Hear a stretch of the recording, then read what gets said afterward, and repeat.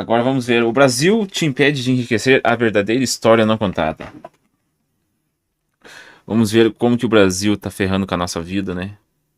Então vamos lá? Bom, outro dia eu vi um influenciador discutindo um tema que eu achei muito legal de ser discutido aqui na internet. É mais fácil enriquecer em país pobre ou rico? O que você acha? Em país rico, Você acha que é mais fácil em país rico? com certeza. Vamos conversar sobre isso hoje e vamos dar uma analisada nos números. Acho que a melhor forma é analisar esses números. E tem uma diferença. Importante quando a gente vai falar desse dado, você não comer bola, tá? Não é que a pessoa nasceu pobrezinha e aí em uma geração ela foi lá, empreendeu e ficou rica, né? Tinha uma carrocinha de cachorro-quente, hoje é dono da Sadia. Não é assim que funciona.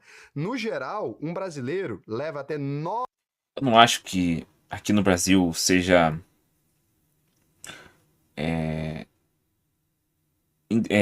tão difícil enriquecer, sabe? O problema do Brasil, cara, é você sair do zero, entendeu? Esse é o maior problema do Brasil, cara. Se você é pobre no Brasil, quando eu falo pobre, você que ganha 5 mil reais líquido, 5 mil pra baixo, entendeu? Se você ganha até 5 mil reais líquido, quando eu falo líquido é com todas as suas despesas pagas do mês, entendeu? Tudo, todas as suas despesas, tudo as suas pendências pagas. Se você ganha esse valor, 5 mil reais líquido por mês, cara, você é pobre, entendeu? Você é pobre. Não adianta falar que, ah, não, é classe média, é pobre premium. Não, cara, é pobre. 5 mil reais não é nada, desculpa, cara. Eu sei que tem gente que não concorda, que tem gente que se ofende, mas é verdade, porra. Pessoal, cara, se você ganha um salário mínimo R$ 1.600, cara, é miséria. Desculpa, é miserável, entendeu?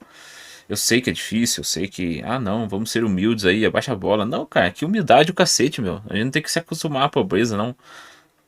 Quanto mais o brasileiro paga dessa humildade falsa, essa humildade de só pra sinalizar virtude, mais a gente vai ficar nessa vida de merda, entendeu? Mais a nossa sociedade vai ficar nessa merda.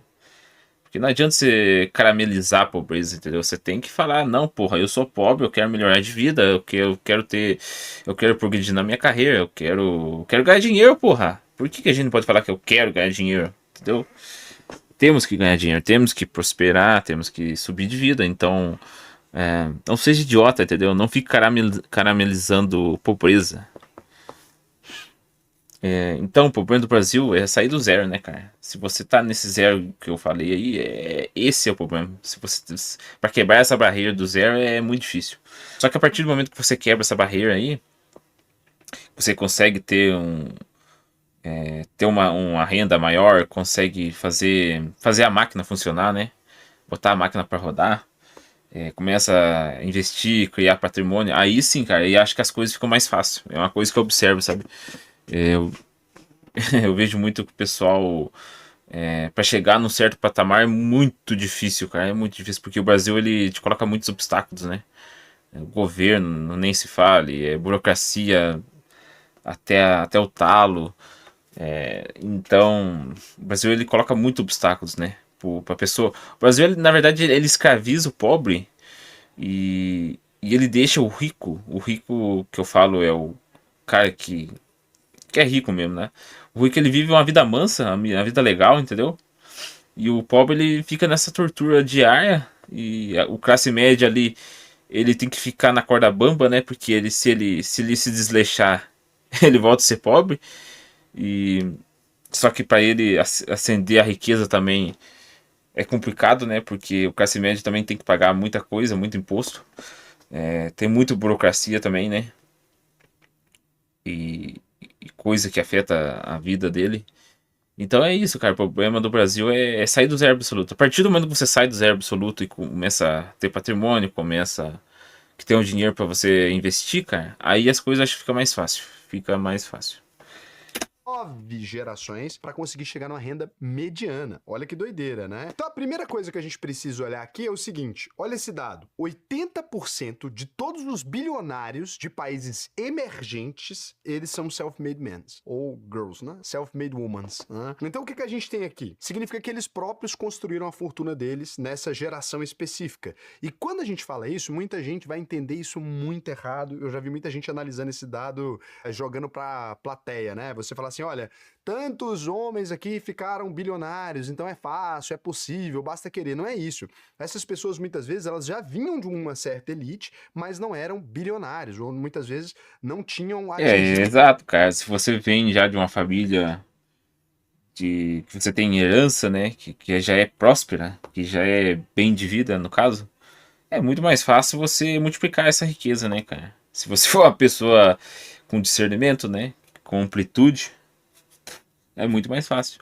Agora, você sair do zero absoluto e ir conquistando as coisas devagar e conforme o seu interesse, seus âmbitos, aí já é difícil, né? Aí são para poucos. Acho que é a meta, cara. Você nunca pode colocar a meta na sua cabeça. Ah, não, eu quero ser uma pessoa milionária, eu quero ser bilionário. Acho que a meta, cara, é a. Pra você conseguir não deixar a ambição te levar, né? O desejo, a vontade de enriquecer te levar, porque senão você fica insano, né? Você começa a entrar em parafuso. É você colocar na sua cabeça, não, porra, eu não quero ficar milionário, eu quero ter uma vida boa, entendeu? Eu quero, sei lá, eu quero ter minha casa, eu quero ter poder ter uma renda mensal que eu consiga pagar minhas contas e ainda ter um lazer, entendeu? É o. Eu acho que a meta é ser classe média, né, cara? Se você tem ali uma vida de classe média, já é o suficiente, entendeu? Pra você viver legal. O problema é que no Brasil é foda, né? Porque nosso país é uma bosta. Porque o nosso governo nos escraviza. Porque o sistema é feito para favorecer só a elite interesseira e os amigos dela. É isso. E o gado, que são as pessoas da base da pirâmide, elas não entendem, entendeu? Elas só obedecem e continuam esse processo, esse ciclo infernal. Um patrimônio tão gigantesco. É porque, se você tem ali, por exemplo, eu nasço numa família que tem já uma rede de postos de gasolina. É muito mais rápido para mim chegar a 1 bilhão, né, do que ir para alguém que tá ali numa renda de professorinha de bairro. Então é mais complicado você subir, né, nessas categorias. Não muito raro, pelo menos na minha família, né, na família de quem já nasceu mais abastado, não, né? Mas não muito raro você tem aquelas histórias, meu avô levava o livro num saco de arroz. Meu avô nem pra escola foi. Então, por exemplo, pra vocês terem uma ideia, meu avô, ele aprendeu a ler já mais velho e foi ali num esquema meio sozinho, assim, alguém ensinou pra ele a ler, não na escola especificamente. Os meus pais, né, eles chegaram a ter ensino superior, mas como? Entraram na faculdade com 35 anos, assim, não é uma coisa que fizeram faculdade na idade certa e tal. Então, eu venho de uma família que foi tendo essa construção também, assim. Meus pais chegaram à classe média, baixa ali no final da vida deles, né? Meu pai não, porque depois eu ajudei ele, assim, mas chegou a ser classe média. A tendência é só melhorar, né? De acordo com as gerações, né? Mas são poucas famílias, né, cara, que são assim, que tem essa competência de melhoria contínua, né? Vai passando de pai para filho. Grande parte das famílias não é assim, né? Se a pessoa tem a cultura ali de pobreza. Quando eu falo pobreza, não é só a pobreza financeira. É essa pobreza intelectual, essa pobreza espiritual, né? Então, não é só isso, né? Em algum momento, depois classe média baixa, porque perdeu grana, acontece, né? Nem sempre é uma evolução. Mas quando eu vou olhar para o meu bisavô, por exemplo, bom, daí já trabalhava para conseguir subsistência, né? Meu avô mesmo chegou a trabalhar metade da vida em agricultura de subsistência, que é aquele negócio que você recebe uma terrinha e aí o que você plantar ali é seu e em troca disso você trabalha na fazenda principal, né? Meu avô era esse o cenário. Então, É uma vida desgraçada, cara. Você viver dessa forma. Você, tipo, é um semi-escravo, né? É tipo, não é que é um semi-escravo. É tipo um feudo, né, cara? Se for parar pra pensar.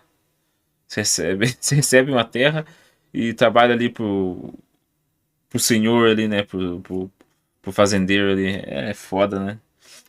para um brasileiro chegar, apesar de 80% dos bilionários serem self-made, e aí com essas aspas aí de que ponto começaram, né? É importante lembrar disso. Leva, em média, 9 gerações para um brasileiro chegar na renda mediana. Então isso é muito ruim. Ou seja, se todas as pessoas dessa geração viverem 100 anos, levar quase 1000 anos pra você ser de classe média, né? Ter uma renda média. Né? A gente é um dos piores países em mobilidade social. Você sair da pobreza é muito difícil. Até que enriquecer não é tão complicado quanto sair da pobreza no Brasil. Apesar desse dado aqui ser assim, Classe média não, né? Me equivoquei, é renda média. São coisas diferentes.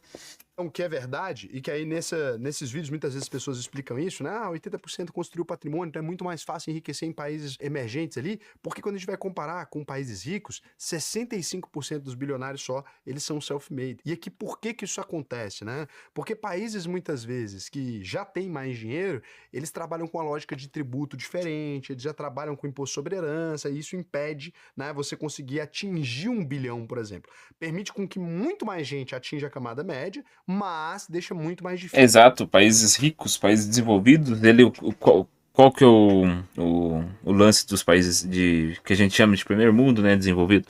É que a maioria da população ela é classe média, né? Ela é de renda média, a pessoa que atinge esse patamar de ter uma casa, de ter uma vida que ela consegue ter mais liberdade, né? Não fica só presa ao trabalho subemprego, ao trabalho cotidiano, né? Então, é esse o patamar dos países subdesenvolvidos, é manter a população mais na renda média, na classe média, né? Difícil concentrar tanta renda. Para vocês terem uma ideia, você leva somente 2 gerações na Dinamarca para chegar na renda mediana, né? Olha que complicado. No Brasil, 9 gerações, na Dinamarca, 2 gerações. E para ser bem sincero, se você sai daqui do Brasil, por exemplo, e se muda para qualquer país europeu, você chega na renda média com. Se bem que em países ricos de primeiro mundo, cara, se você é pobre, considerado pobre, né? Você já tá muito melhor do que pobre aqui no Brasil, né? Porque mesmo que você seja pobre nesse país, você vai ter acesso, né, a recursos, a uma economia muito melhor, né? Poder de compra melhor, então é, é diferente. 0 meses. É muito prático chegar ali. Mesmo sem falar o idioma, muitas vezes, você consegue ganhar tanto quanto uma pessoa local. Só qual que é a diferença? Você vai trabalhar normalmente num trabalho mais braçal e essa pessoa num trabalho mais intelectual, né? Mas os salários são muito próximos. Quando você pega um médico na. É, a diferença de renda e a diferença social, ela não é tão discrepante igual aqui no Brasil, né? Porque a mão de obra nesses países, principalmente os países da Europa, eu sei que ela é muito valorizada, ela é muito cara. Eu já vi pessoal da Europa falando que aqui no Brasil a mão de obra comparada à Europa ela é muito mais barata, sabe? Por exemplo, você vai contratar um encanador lá na Europa, nossa, é muito caro do que contratar aqui no Brasil. Alemanha e um cara que varre rua, você não vai ter uma diferença tão discrepante. Um pode até ganhar mais que o outro, mas assim, 2 vezes mais, não 10 vezes, não 20 vezes, como é o caso do Brasil. Quando a gente vai comparar o imposto sobre herança, então, pra gente entender por que isso acontece, eu vou chegar num lugar muito legal. Espera aí que a gente vai chegar num negócio muito eficiente que eu quero dar minhas opiniões pessoais sobre isso aqui. Mas vamos falar primeiro de dados pra gente não fazer besteira. Então, o imposto sobre herança no Brasil é de até 8%, o ITCMD, né? Na França é de 45%, na Alemanha é de 30%, no Japão 55%. Na Europa, em média, vai de 30% a 60%. O imposto sobre herança é altíssimo. E isso vai fazer com que você tenha mais dificuldade de transferir seu patrimônio. Lembrando, os europeus não pagam necessariamente esse tributo. Você tem muitos lugares, Ilhas Virgens Britânicas, etc., de onde você tira o seu dinheiro e só quem paga isso aqui é quem muitas vezes tem aquele dinheiro em imóveis, em alguma coisa que não foi muito bem organizada, né? Lá atrás. Então, só as famílias mais estúpidas aqui que acabam pagando esse imposto inteiro. As famílias que são mais inteligentes acabam fazendo a inteligência financeira ali. Eu já trabalhei auxiliando esse processo na Europa algumas vezes na minha vida, principalmente em Portugal e na França. Eu trabalhei ajudando alguns clientes a não pagarem. É que os europeus eles tributam muito mais a renda, muito mais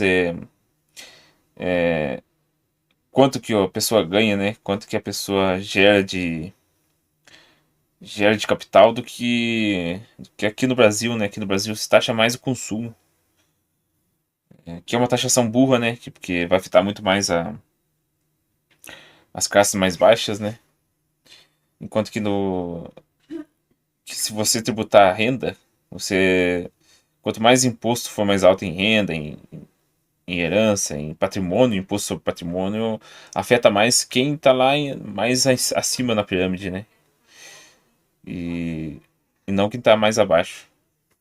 Tem esse tributo aqui. É possível. Muita gente fala, ah, lá não tem como correr. Tem. Pensa numa coisa que tem como correr, é de imposto na Europa, tá? E não é ilegal. Quando a gente vai falar sobre imposto sobre dividendos, no Brasil era isento até 2025 e agora é de 10% a partir de 2026. Lá na Europa é de 25% a 45% aqui, tributados Mais junto que ao o IR dobro, né? progressivo, né? Então você tem que pagar um imposto muito alto para esse dividendo aqui. O imposto sobre patrimônio no Brasil ele não existe, né? O imposto sobre a riqueza, aquele imposto recorrente sobre a sua riqueza.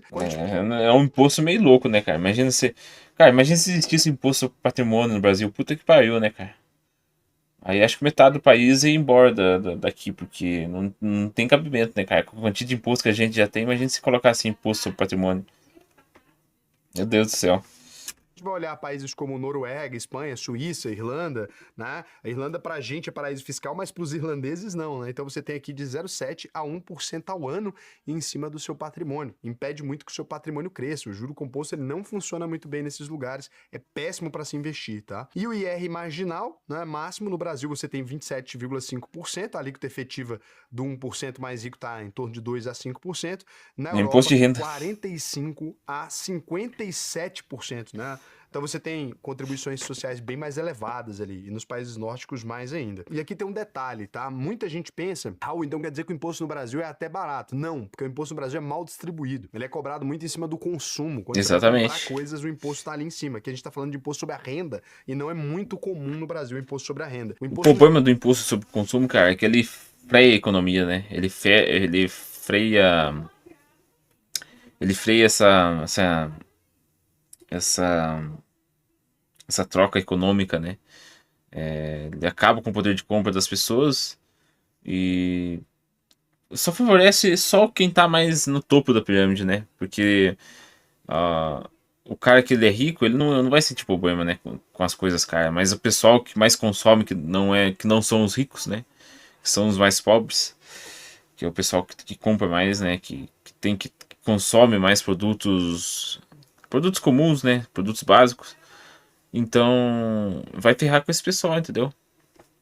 do jeito que ele é no Brasil, ele favorece quem é mais rico e penaliza muito quem é mais pobre, né? Inclusive, até os ricos são contra esse imposto desse jeito, porque ele impede o crescimento da economia. Você normalmente é Exatamente. rico porque você é um É, empresário. o cara que não é idiota, né? Que ele sabe, que entende um pouco de economia, ele sabe disso. Porque ferra com a economia, porque se você tira o poder de compra de uma população e deixa as coisas tudo caras e tudo entalado de imposto, você subitamente vai acabar com a economia, né? Porque atrasa, né, cara? Não tem como você sustentar. Não tem como. Porque como que você vai abrir concorrência, abrir uma empresa com tanta coisa, com, com uma população que não tem poder de compra, que não tem como comprar os seus produtos, entendeu? Porque já tem ali uma concorrência ali, uma, um monopólio ali de certas empresas, né, favorecido pelo próprio governo, como existe aqui no Brasil, né, que é evidente, e entendeu? E que já tem ali um alvará ali para poder, né, mandar em tudo. Se você abre para sua empresa para poder concorrer e pagar todos os impostos e depois repassar o custo do seu produto no preço final, cara, você tá ferrado, entendeu? Porque vai ser tão caro, tão. É muito difícil, cara, é muito difícil, entendeu? É simplesmente um tampão de que abarra o crescimento da economia, né? Tá? Você está tendo um imposto gigantesco para o seu cliente final. Se cobrasse o imposto em cima da sua renda, ia penalizar mais quem não trabalha. Então, aquele rico improdutivo no Brasil, ele é muito beneficiado, enquanto o rico produtivo, aquele que ainda está construindo patrimônio, ele é extremamente penalizado. Exatamente. O cara que ele é muito rico aqui no Brasil, que tem muito dinheiro, ele não tá nem aí, né? Ele não precisa fazer nada, entendeu? Porque como que a tributação ela afeta mais o pessoal que tá mais abaixo e no meio da pirâmide. O cara que tá lá no topo da pirâmide, ele tipo, tá tranquilão, porque o sistema de tributário ele foi feito para deixar esse pessoal de boa, entendeu? E com certeza, né, cara, isso talvez foi premeditado, né? Que o Brasil aí tem uma longa história de oligarquia, de coronelismo, de elites aí que sempre tiveram poder aí é, mandando no país, né? Então é óbvio, né, que esse pessoal meio que esquematizou esse sistema de taxação, de tributação, olhando para si próprio, né? Olhando para os seus próprios interesses aí para poder ficar de boa, né, cara? Manter ali seu patrimônio ali, enchendo, se engordando, enquanto a população fica escrava, né, cara? Ela fica na coleira, né, desse pessoal, dessa elite. O imposto em cima das empresas é um dos mais altos do mundo. A gente oscila, às vezes primeiro, às vezes terceiro, às vezes segundo, mas no geral o imposto sobre empresas no Brasil, ele tá entre os mais altos do mundo. Inclusive, né, eu fiz um vídeo ontem aqui falando a respeito disso. Tem um vídeo que saiu na quinta-feira aqui, que você pode ver, vou deixar ele aqui em cima, que foi um vídeo onde eu falo especificamente sobre empresas que fugiram do Brasil por conta dessa alíquota, e quando você vê lá, você vai reparar que compensa mais produzir em qualquer lugar do mundo do que produzir no Brasil. Tá ficando extremamente inviável. Inclusive, isso vai colapsar a gente. E esse mês ainda, agora, você tem que se inscrever no canal aí, a gente vai soltar um outro vídeo sobre como que você pode furar esse negócio aqui para você conseguir ganhar. Já colapsou, né? O Brasil já tá na merda, né, cara? Isso é foda. Felizmente, nosso país, economicamente, é muito difícil, né? Ter um boom econômico de novo, né, cara? Como a gente já teve antes. Não da forma como o pessoal romantiza, né? Os booms econômicos aí do Brasil não foi toda aquela coisa que o pessoal romantiza, que fala, nossa, olha como o Brasil crescia não sei quantos por cento ao ano. Não, cara, foi algo assim, não tão estrondoso, mas o pessoal exagera muito em cima, né? Mas hoje em dia, cara, é muito difícil. Eu acho, sei lá, acho que a tendência do Brasil, cara, economicamente é só piorar, sabe? Só piorar. Talvez não, né? Talvez eu esteja errado. Não sei como que as coisas podem ser futuramente. Mas tudo indica que vai piorar, né? Dinheiro com essas questões brasileiras. Tem como ganhar dinheiro. Eu vou fazer o vídeo, mas aí se você não for inscrito no canal, você vai perder. Vacilou, perdeu. E o negócio é o seguinte, continuando aqui, a gente vai medir agora o índice de desigualdade. Isso aqui é importante a gente ser muito claro com relação ao que significa desigualdade, porque algumas pessoas não conseguem compreender. Pessoal, desigualdade é diferente de pobreza, apesar de parecer a mesma coisa. Como é que é isso? Se eu tenho R$ 1 milhão e alguém tem R$ 1 bilhão, é muito desigual a nossa renda, mas não necessariamente eu sou pobre. Então, quando a gente fala do índice Gini, ele vai medir a desigualdade entre os membros do mesmo país. A ideia não é que, quanto mais desigual o país, pior é o país. Esse índice, ele pode refletir sim, ele tem uma certa correlação com a violência, etc., mas não é causalidade. Existe relação, mas não é a causa principal a desigualdade. Tem muita gente que pega esse índice e transforma em um conjunto de desinformações, né? Porque se você pegar, por exemplo, a Nigéria é menos desigual do que os Estados Unidos, mas eu não tenho dúvidas que nenhum de vocês gostaria de viver. São todos igualmente pobres. Ai, carai. Na Nigéria, porque a Nigéria é um país muito mais pobre que os Estados Unidos. Então, só para deixar claro isso aqui, para não haver distorções, né? Se a gente pegar o índice de desigualdade, por exemplo, da Eslováquia, é de 23,8, porque é aquilo que eu estava falando para vocês. Você não tem tanto jeito de ganhar um salário tão fora da curva, né? Você tá ali dentro daquelas categorias mais ou menos. O imposto é tão alto para contratar um trabalhador e etc, que nesse cenário quase todo mundo ganha a mesma coisa. A Eslovênia 24,7, a Dinamarca 27,5, a França 30,7, a mediana global é de 35,1. Quando a gente vem aqui para os países emergentes, a gente percebe uma desigualdade maior, né? 49,7 no Panamá, Brasil 51,6, Colômbia 53,9. O que significa isso aqui? Uma vez que você consegue sair das camadas mais baixas no Brasil, você começa a se distanciar demais das outras pessoas. Aqui no canal, por exemplo... Igual eu falei antes, o problema do Brasil é sair do zero, cara. Se você conseguir, se você alcançar esse objetivo de conseguir sair do zero, cara, assim, é só tomar cuidado, né? Não ser burro, não ser um retardado, saber onde você aplica o seu dinheiro, saber fazer negócios, né? Ter uma noção básica de como fazer negócios. Que daí você consegue, né, tocar o barco, cara. Agora, o problema é sair do zero. Se você sai do zero, meu amigo, o sistema do Brasil, o sistema brasileiro, né, ele favorece quando você consegue juntar patrimônio, quando você consegue ter dinheiro, né. O Brasil, cara, acho que o Brasil, se você é rico, se você é milionário, acho que é um dos melhores países pra se viver, sabe? Se você é milionário no Brasil, cara, você tem uma vida muito boa, cara, muito boa. Você consegue aproveitar o melhor do país, sabe?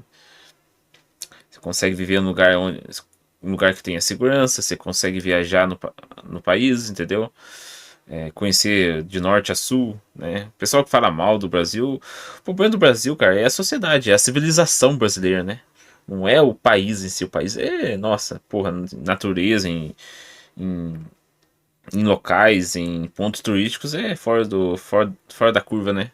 O problema é a nossa civilização, né, cara? É a falta de segurança, é a falta de infraestrutura, é a falta de comunidade e senso coletivo das pessoas. Então, a falta de educação, né, no caso. Então, é isso, cara.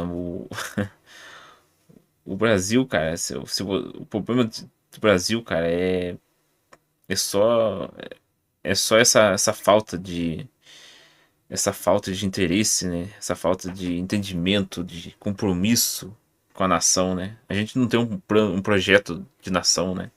A gente só tem uma algazarra aí remendada de várias coisas que foram se acumulando e transformando o que é o Brasil hoje. Mas voltando ao assunto, né? O problema do Brasil é sair do zero. Saindo do zero, meu amigo.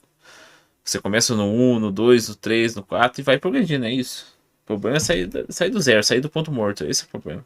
Um bom reflexo disso, porque a renda média de vocês não tem nada a ver com a nossa população. Mas a gente tem alguns dados, por exemplo, dos nossos alunos. 6 anos atrás, quando eu criei o VP, as pessoas que ganhavam ali em torno de 10 mil reais naquela época, né, que já era bastante dinheiro, hoje em dia não é que elas ganham os mesmos 10 mil, não. Elas ganham 50, 60. A distância, ela vai aumentando cada vez mais. De modo que se você pega um CEO de uma empresa no Brasil, vai comparar o salário dele com uma faxineira, ele muitas vezes pode ganhar 30 anos o que ela ganha em um único mês. É Exatamente. possível isso, né? É, Agora você cara, falou.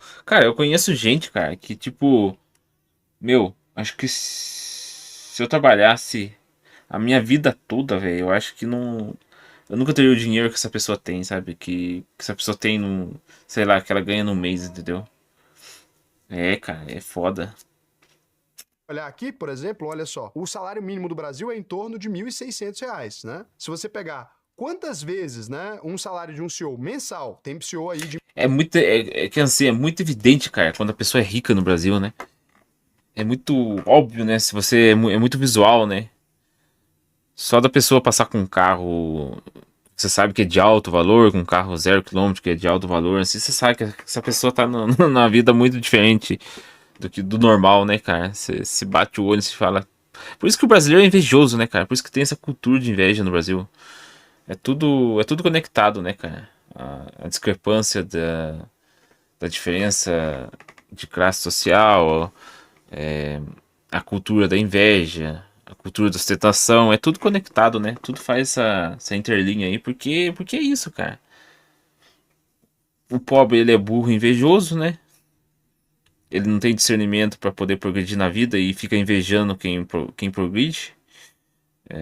Tanto que, o que acontece? Quando o pobre, com espiritualidade pobre e, e intelectualmente pobre também, ele, ele fica rico de uma hora para outra, o que acontece? Normalmente, cara, ele perde tudo, entendeu? Porque ele não tem discernimento. Ele não sabe como pegar aquela riqueza dele e multiplicar ou manter, né, no caso.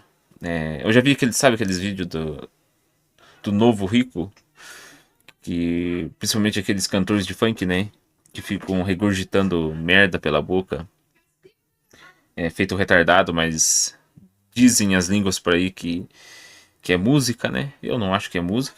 Quando eles ficam ricos, né, quando algum hit deles lá estouram lá e eles conseguem fazer uma grana legal, normalmente eles não conseguem manter, entendeu? Eles gastam tudo com aqueles carros de luxo, com putaria, com aquela exaltação, né, toda de jogar dinheiro fora, no caso, né? E quando vê, eles estão cheios de dívida, entendeu? E é isso, porra. É isso que acontece.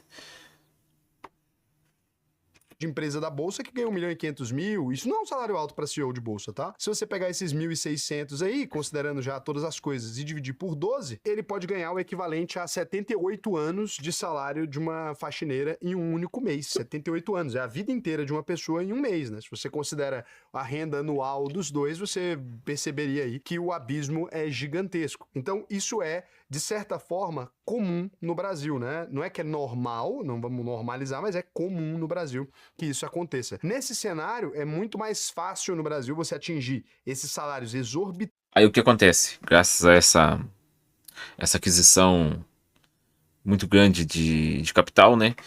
E como a gente não tem tantos impostos em patrimônio, em herança, em imposto de renda, é muito fácil você ficar de boa, né, cara? Quando você atinge esse patamar aí de riqueza, é muito fácil você ficar tranquilão, né? Você vê que é um sistema, cara, que é nítido que foi feito pra favorecer quem tá lá em cima, entendeu? Eu não quero bancar o teórico da conspiração, mas talvez, cara, quando todo esse sistema político, esse sistema de tributação foi feito, com certeza foi pensado para, com certeza foi de acordo com o interesse das elites da época, né? E até hoje é também, né? Então, então é assim que funciona, entendeu? É assim que funciona.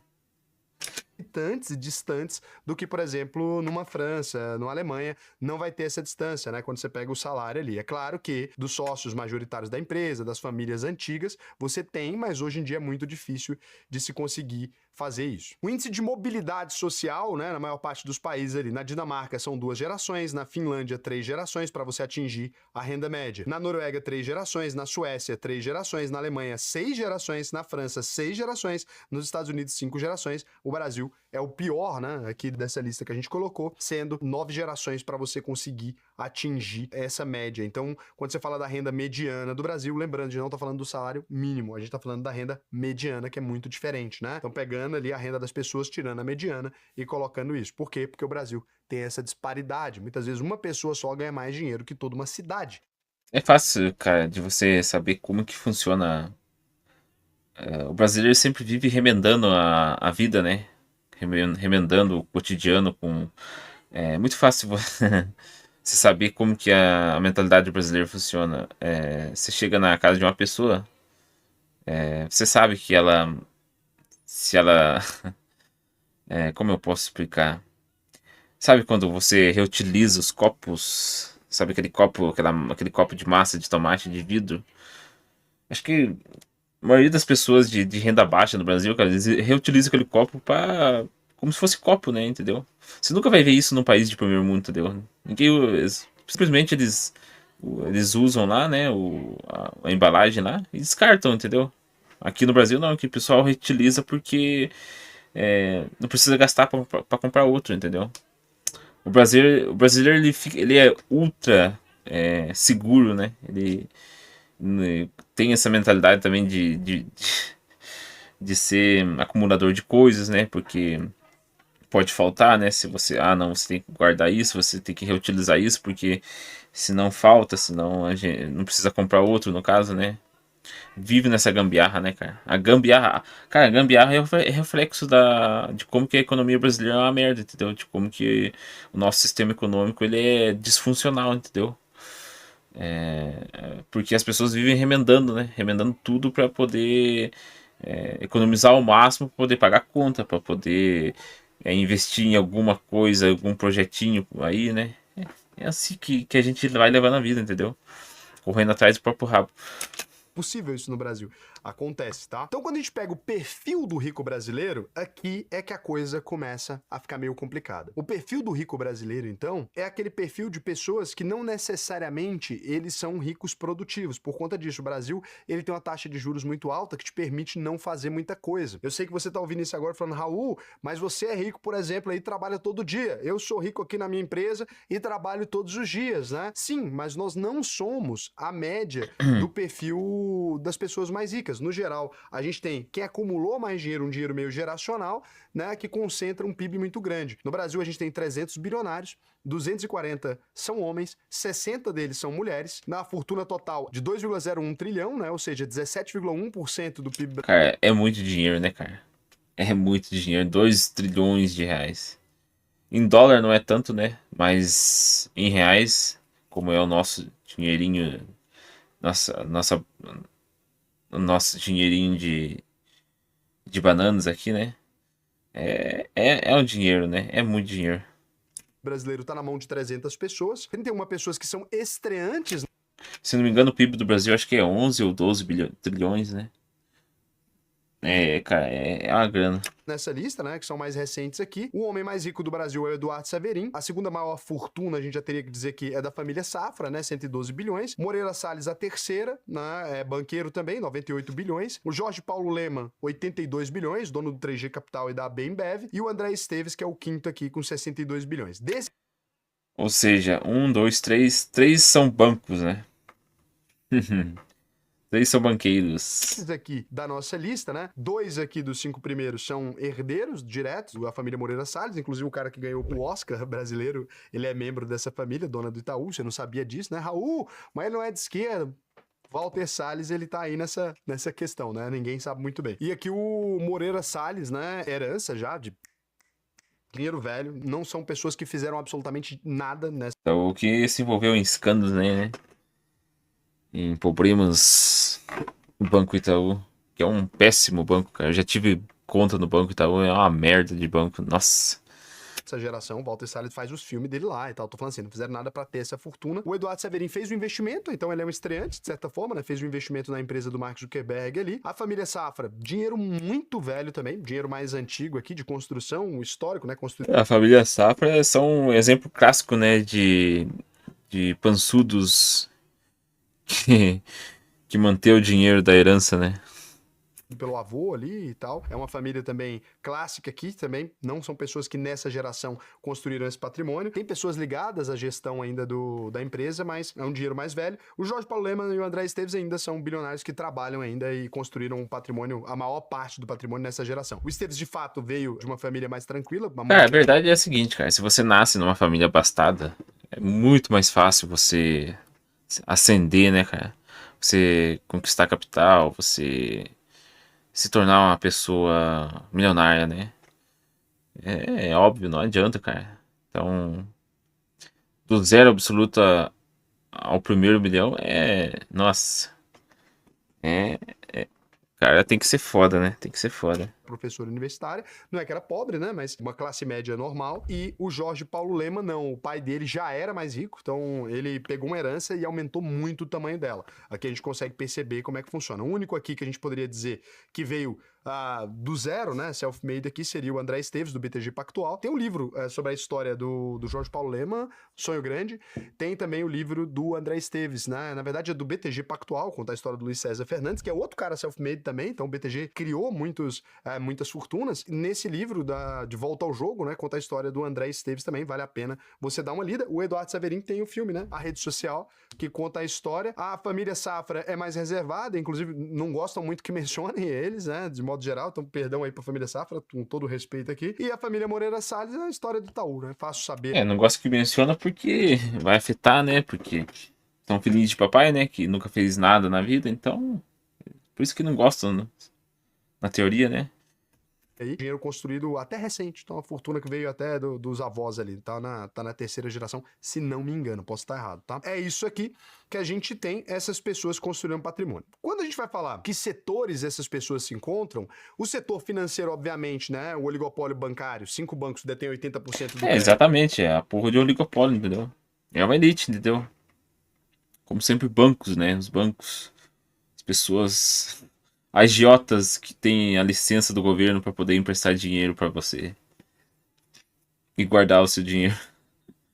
Ai, ai, meu Deus. O banco é isso, porra. O banco é um agiota que ele tem licença para poder emprestar dinheiro, entendeu? Ele trabalha com o seu dinheiro, ele vive do seu dinheiro, do que você trabalha.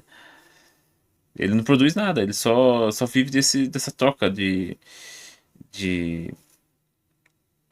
reservar capital e, e trocar títulos, né? Trocar títulos por capital. Crédito e os juros mais altos do mundo, rotativo de cartão acima de 300%, é uma coisa que criou muitas fortunas. Oligopólio setorial também de telecom, aviação, supermercado, cerveja, mídia, onde poucas pessoas existem, criou também muitas fortunas. Isso aqui vale a pena para você que quer ser um próximo bilionário, tem que saber onde está o dinheiro, né? Então quais são É, as barreiras? tem que se juntar à escória, né? Se você quer ser um bilionário, você tem que se juntar à escória, senão você não consegue, né?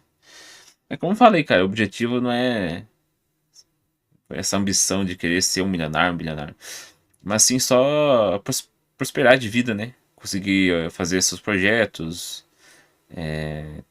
tentar tocar o barco, né, cara? Como eu digo, não se acomodar com a miséria, com a pobreza, mas também não se deixar levar pela ambição desenfreada, né? Estruturais aqui para você conseguir figurar entre a lista dos bilionários. O que que um bilionário precisa para ser criado num país normal, né? Ele precisa de crédito e precisa de ter acesso a mercados que são inteligentes, mercados bons, eficientes aqui. Quando a gente vai falar do Brasil, o Brasil tem quase um oligopólio bancário, né? 5 bancos detêm 80% do crédito, tá mudando aos poucos, mas ainda é assim. Os juros está entre os mais altos do mundo, né? 14,5%. Então é muito difícil você conseguir empréstimo no Brasil para financiar o seu negócio. O Brasil financia muito mal. A gente até teve uma política lá atrás dos campeões nacionais que pegava empresas grandes e emprestava mais e mais dinheiro para elas, né? Quando a gente olha a história da JBS, quando a gente olha a história do Eike Batista, tinha esses campeões nacionais, mas no Brasil E essas empresas gigantes também, elas são, como são amiguinhos do pessoal da política, né? Do governo, quando elas quebram, dão um prejuízo muito grande, o governo vai lá com seu dinheiro de pagador de impostos para ajudar essas empresas a não quebrarem, né? É assim, cara, que funciona um país corporativista, né? Não é só o Brasil nesse caso, outros países também fazem isso.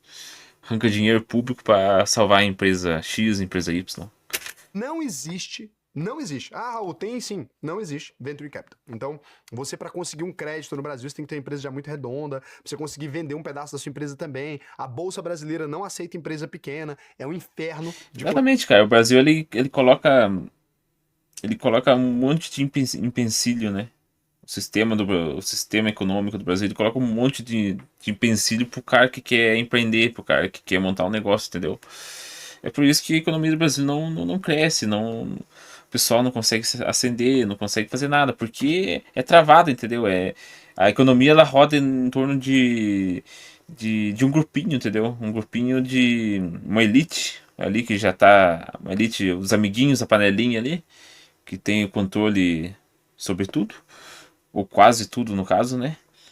E é isso, entendeu?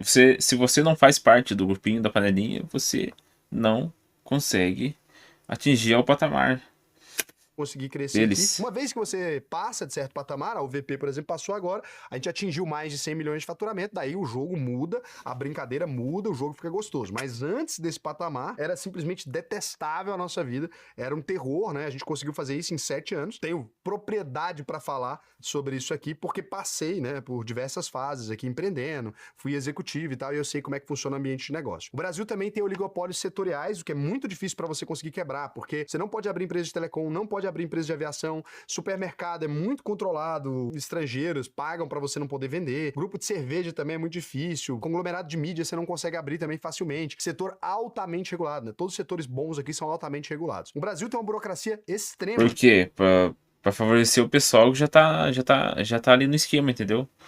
É isso, entendeu? O pessoal que já tá no esquema, que já tá com o dinheiro na mão ali, ele não quer compartilhar com o novato, sabe? Com o marinheiro de primeira viagem. É um puro. É o egoísmo do ser humano, né, cara? Quero tudo pra mim, mas nada pros outros. Tá? Então, são 1.501 horas por ano em burocracia tributária, 9 vezes a média da OCDE. A gente é 9 nosso número mágico, né? 9 vezes pior do que qualquer outro país desenvolvido do mundo. 83 dias para abrir uma empresa, 124º lugar do In Business, né? A posição 124, ela é nossa no ranking de facilidade para se fazer negócios de 190. Percebe aí que a gente tá mal. O capital humano, educação pública desigual, é muito ruim, baixa cultura O capital humano é um lixo, né, cara? A educação pública no Brasil ela serve para adestrar as pessoas, né? Ela serve para formar pessoas trabalhar em posto de gasolina, caixa de supermercado, que sabe, que reconhece cédula, né? Reconhece números básicos, conta básica, né? Mais, menos, dividir, é, multiplicar. É isso, cara. Empreendedora, a ausência de tolerância ao erro no ambiente de negócios também. O Brasil, uma vez cerrou, você fica endividado para sempre e se lasca. O Venture Capital, já falei, né? Investimento de startup saiu de 9,7 bilhões de dólares para 2 bilhões em 2024, né? Então, a gente só teve um unicórnio em 2024 no Brasil. E a gente ainda tem um cronismo aqui, uma captura política. Boa parte das fortunas no Brasil nasceu de privatizações, BNDES, amigos, contrato de concessão e não necessariamente de inovação, né? Então, a história da maior parte das empresas que deram muito certo no Brasil, com raras e boas exceções, é de uma amizade muito próxima com Exatamente. É tudo esquema, entendeu? É tudo amiguinho de político com que faz amizade ali com o empresário e tal, e vive nesse esquema, né? Esses acordos aí de interesses, troca de interesses entre o governo e esse pessoal aí mais da elite aí, né? Então é assim que funciona, entendeu? É um país corporativista, um país oligárquico, né? Um país que tem esse tipo de. Que é bastante. Uma oligarquia evidente, né? É a Rússia. A Rússia ela é um país corrupto pra cacete. Porque que ela funciona dessa forma também. Ela tem as maiores empresas russas, são todas envolvidas com o governo, né? Estão todas vivem ali no, trocando trocando interesses com o governo, né?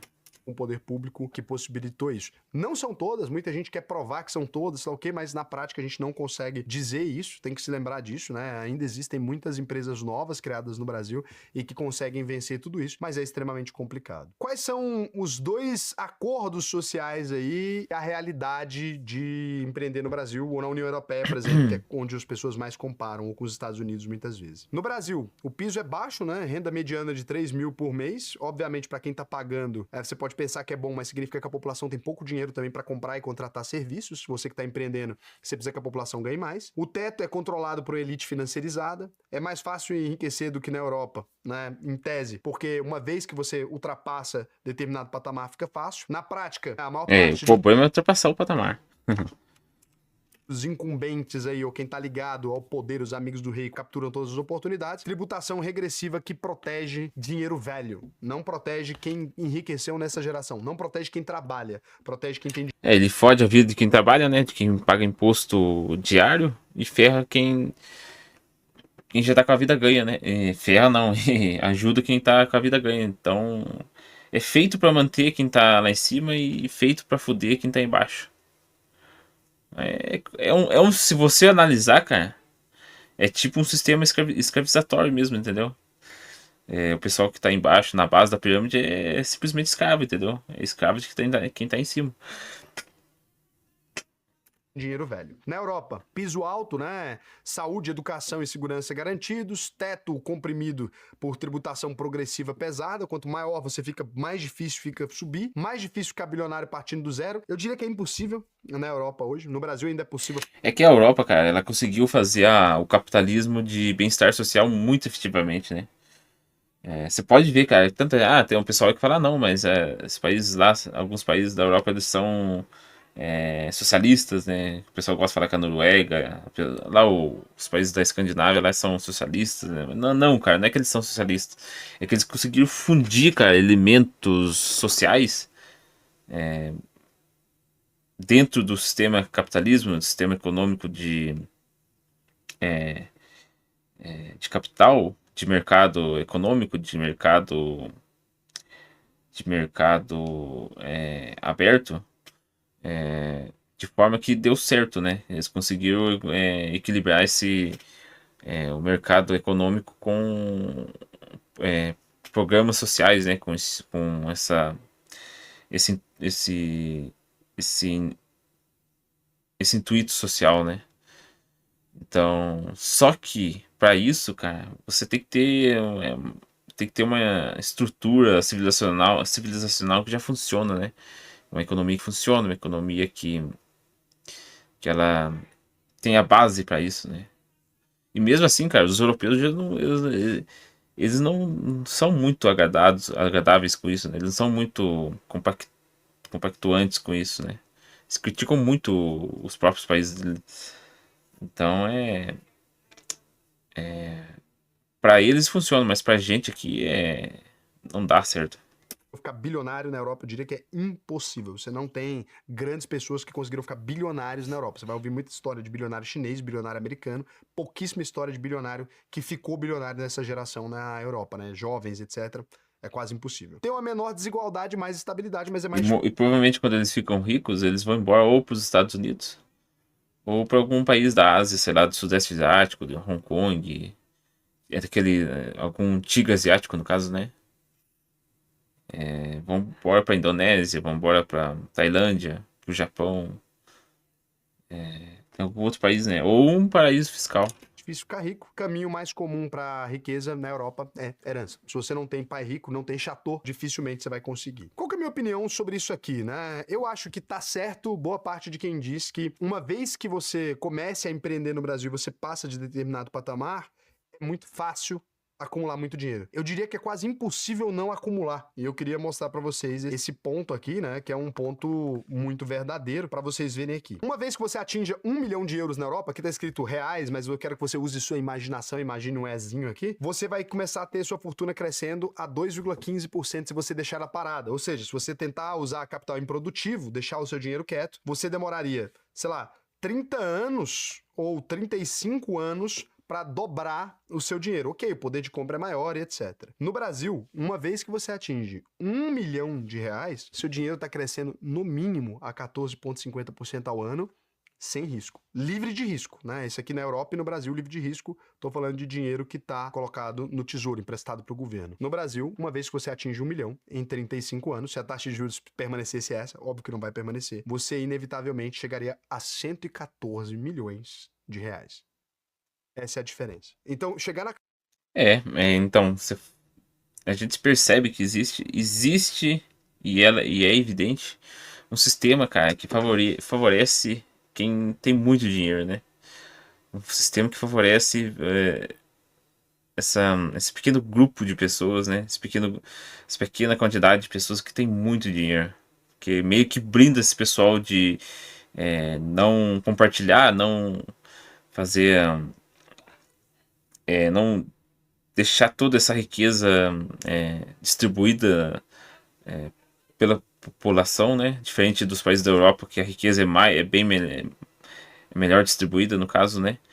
E aqui não, aqui a riqueza ela é concentrada, né? Concentrada na mão de pouca gente e além disso é blindada, ela fica estagnada na mão dessas pessoas e não é distribuída pela população, né? A população vive no perrengue.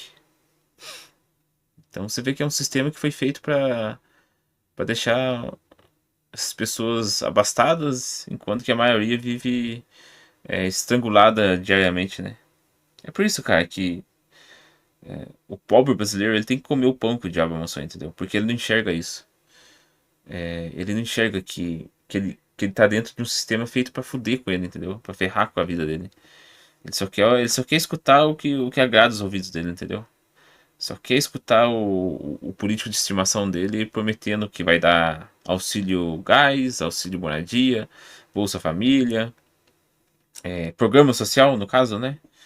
De tudo quanto é tipo e é isso, entendeu? É essa a cabeça do pobre brasileiro. Ele não tem cognição suficiente para entender que ele é um escravo do sistema, entendeu? Ele é um escravo do sistema. Classe média no Brasil é muito difícil. Sair da classe média é um pouco menos difícil. Uma vez que você ficou milionário, é impossível não ficar muito rico. É impossível. Você tem que ser muito burro. Então, se eu tenho um filho. É possível sim. É o que eu tava falando lá atrás do novo rico, né? O novo rico ele fica. Ele rebenta com tudo. Acho que todo mundo já escutou algum caso aí de algum cara aí que ele ganha na loteria, né? ganha na Mega, ganha algum jogo da loteria aí, da Caixa Econômica, né? E o cara simplesmente ele torra tudo, entendeu? Ele joga tudo fora. Por quê? Porque se ele é uma pessoa pobre intelectualmente, pobre espiritualmente, ela não vai ter a cultura de multiplicar, né? Ela vai querer se esbaldar, né? Ela vai querer ter a cultura de ostentar, de querer gastar de satisfazer todos os seus desejos. E jogar dinheiro fora, né? Gastar de queimar dinheiro como se não houvesse amanhã. Aí quando vê, ela perdeu tudo. Esse o pobre, quando ele enriquece muito rápido, ele não tem a cultura, ele não tem o discernimento suficiente para manter ou multiplicar a riqueza. Então, cara, você pode ver, o rico de verdade, cara, o rico que tem discernimento, ele não tá nem. Ele não quer se vestir bem perante as pessoas, ele não quer mostrar riqueza, entendeu? Por quê? Porque ele não deve nada a ninguém, não deve satisfação a ninguém. Ele, tipo, ele sabe que a vida dele tá ganha, ele sabe que o que ele tem que fazer para manter essa riqueza, para poder multiplicar ela, então essa pessoa não tem que dar, não tem que transparecer nada para ninguém, então ela não tá pouco se lixando. E eu deixo 3 milhões pra ele no Brasil. Se não fizer nada, se ele for a pessoa mais estúpida do mundo, em algumas gerações ele vai ter uma fortuna gigantesca. O Brasil vive todo para alimentar o capital improdutivo. Aqui eu tô dizendo literalmente improdutivo. Não Exatamente. Cara, se você é muito rico no Brasil, você não precisa fazer nada, você não precisa criar essas estratégias de marketing, estratégia não sei do que, investimento em bolsa não sei da onde, todas essas coisas que dá muito dinheiro, né? Que você concentra dinheiro, estratégia econômica e tal. Você não precisa fazer absolutamente nada, cara. É só deixar seu dinheiro trabalhar pra você, entendeu? Você vira literalmente você vira quase que um rei, né? Você vira uma pessoa da nobreza, entendeu? Não precisa fazer absolutamente nada. É isso. É isso. fundir com capital investido na bolsa de valores. Quando você investe em empresas, uma empresa que faz IPO, esse capital não é improdutivo. Esse dinheiro, ele financia a melhoria de produção, a melhoria de tecnologia, a contratação de pessoas, um dinheiro que você coloca no IPO, um dinheiro que você coloca na empresa da bolsa, tudo isso, né? Raul, mas o dinheiro que eu coloco na bolsa de mercado secundário não ajuda o mercado? Claro que ajuda. Quando a empresa for se financiar de novo, quando ela precisar pedir, vou fazer uma nova oferta de ações, ela vai conseguir acumular mais e mais dinheiro. Isso é importante para ela fazer investimento. Mas o que a gente precisa mudar no Brasil tá aqui. O que a gente precisa mudar é que o rico que não quer correr risco, ele não pode ganhar essa quantidade. Mas como que a gente vai mudar, né? Quem que vai votar na Câmara? Quem que vai votar no Senado para deixar de tributar muito sobre consumo, sobre é, sobre empresas, né? Para poder tributar mais renda, para poder tributar mais patrimônio, poder tributar mais imposto sobre herança. Cara, não vai acontecer, cara, não vai acontecer. A não ser que a gente faça uma limpeza e coloque pessoas com esse tipo de pensamento lá nos poderes públicos, entendeu? Mas, como a gente sabe que não é bem assim que funciona, é difícil, né, mudar isso. Acho que só o fato, cara, se a gente pudesse diminuir o imposto sobre o consumo e aumentar o imposto sobre renda. Eu sei que se aumentar o imposto de renda também é ruim, né? Não é bom, porque você alivia um lado, mas se você subir um pouco na vida, né? Ter uma renda maior, aí você tá ferrado. Acho que ferra mais a classe média nesse caso, né? Favorece um pouco a pessoa que tá na classe baixa, mas ela ferra mais com a classe média. Mas isso já tá aí uma melhoria, né, cara? Tá aí uma melhoria. É simples assim. Se a gente quiser ter alguma chance de ver um país diferente, a gente precisa que o dinheiro dos investidores ele não esteja indo para aumentar o tamanho da nossa dívida pública. Ele não esteja indo para a mão do governo. A gente precisa que esse dinheiro ele tenha que obrigatoriamente financiar aquilo que é importante no país. Então, eu queria convidar vocês a uma reflexão mínima, né? Como que pode uma taxa de juros num país estar em 14%? 0,50% ao ano. O que eu tô dizendo é que pessoas como eu, elas não precisam fazer absolutamente nada da vida. É impressionante. Se eu fechasse a empresa e ficasse quieto. É um esquema, porra. É um esquema, entendeu? É um esquema pra deixar quem tá lá em cima de boa. É óbvio. Banqueiro, amigo, empresário do governo, entendeu? Aquelas famílias tradicionais de sempre que estiveram no poder público, principalmente do lado do Nordeste, lá, os coronel lá. É isso, entendeu? É isso. Quieto em casa, eu correria menos risco do que trabalhando todos os dias. Isso não pode estar certo. Imagina, vou dar um spoiler pra vocês aí. Eu já passei há muito dos 20 milhões de reais. Vou simular com 20 milhões pra ficar mais fácil. Mas eu passei, ó, há anos, tá? A nossa empresa, como eu disse pra vocês, fatura mais de 100 milhões por ano, com uma margem de lucro acima dos 50%. Se você vier aqui colocar, se eu não fizer absolutamente nada, eu fico bilionário. Pra que eu vou correr risco? Porque empreendendo, eu posso ser processado, eu posso arrumar problema, etc. Aqui você vê que eu chegaria, né, a 2 bilhões, 286 milhões, 767 mil reais se eu tivesse começando com 20 milhões de reais. Por isso que você vê tanta gente vendendo as empresas, deixando de empreender e abandonando completamente a ideia. Exatamente. Isso vai ferrando com. Literalmente, se todos tivessem essa mentalidade que ele acabou de falar aí, literalmente o país entra em colapso. Porque.